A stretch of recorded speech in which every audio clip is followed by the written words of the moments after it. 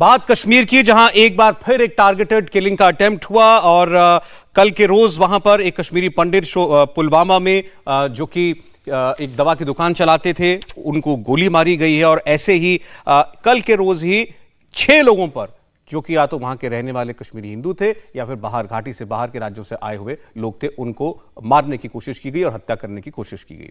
मेहमान हमारे साथ बने हुए हैं, जावेद बेग साहब को लाना चाहता हूं। जावेद बेग साहब, आप जब भी बात करते हैं आपके बारे में, अब लोग जानते हैं कि आप दिल से चाहते हैं कि वहां पर कश्मीरी भाई बहन जो हैं वापस लौटें। तो मैं फिर आपसे पूछना चाहता हूं कि ये जो लोग वहां बचे हुए कश्मीरी हिंदुओं को पर गोलियां चला रहे हैं, इनके खिलाफ क्यों नहीं वहां प्रोटेस्ट होते? इनके खिलाफ जुलूस जल्द से क्यों नहीं निकलते?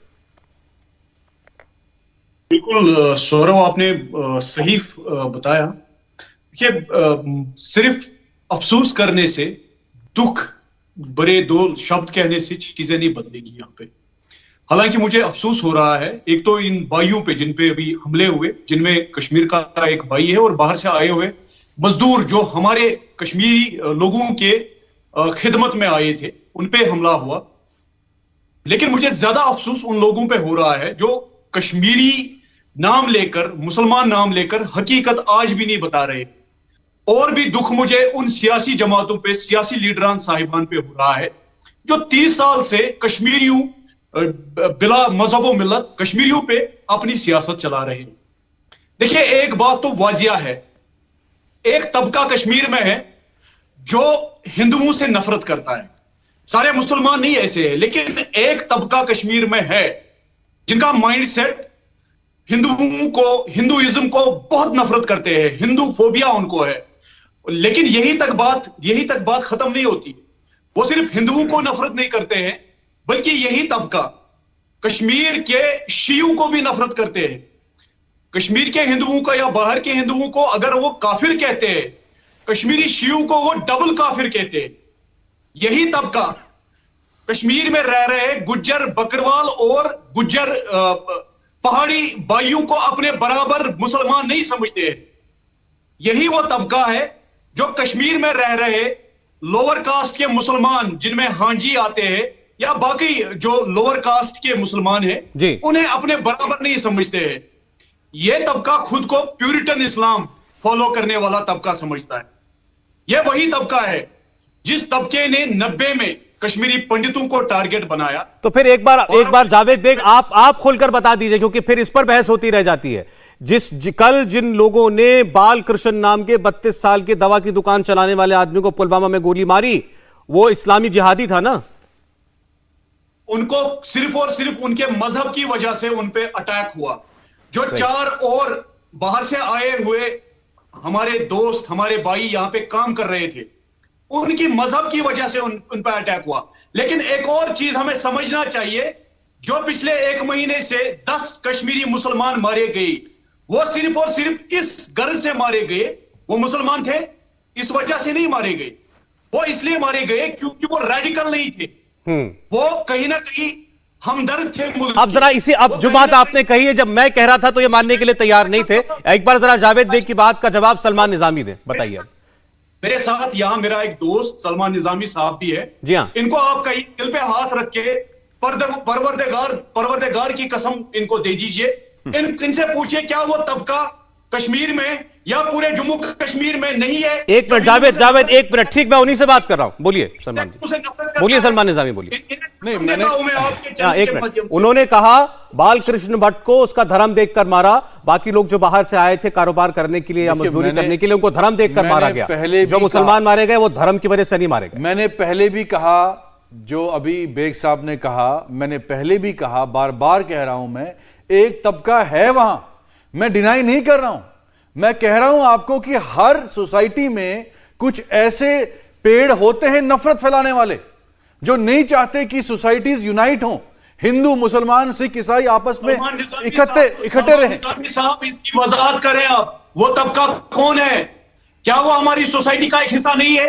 क्या वो हमारे सोशो रिलीजियस ऑर्गेनाइजेशन में बड़े डीप रूटेड नहीं है? क्या वो हमारे सिस्टम में डीप रूटेड नहीं है? नहीं, बिल्कुल मैं मानता हूं। देखिए, मैं बिल्कुल मानता हूं आपकी बात, मैं सहमत हूं। मैं आपकी कश्मीर में हुकूमत नहीं की, आपके नुपुर जी आ रहा हूं। बिल्कुल मैंने, हाँ बिल्कुल वो तबका, बिल्कुल जावेद भाई मैंने आपकी बात मानी। मैं अब सवाल, भाजपा के यहां दो नेता हैं, वो तबका है उनसे जमात इस्लामी का, मैं नाम भी लेना चाहता हूं, पूरा मौका दूंगा इनसे सवाल करने का। मैं बोल रहा हूं, नहीं, आप अधूरी बात मान कर नहीं जा सकते, अधूरी बात मान कर नहीं जा सकते। मैंने नाम भी ले लिया उसका। मैं किसका? उसी जमात का। नहीं, मैं जमात की बात नहीं कर रहा हूं, वो तबका मैं कौन जमात सा की है, बात नहीं कर रहा हूं। उस तबके को आप पहले एडमिट कीजिए, आप पूछिएगा इनसे सवाल, मेरे को आप कोई एतराज नहीं है।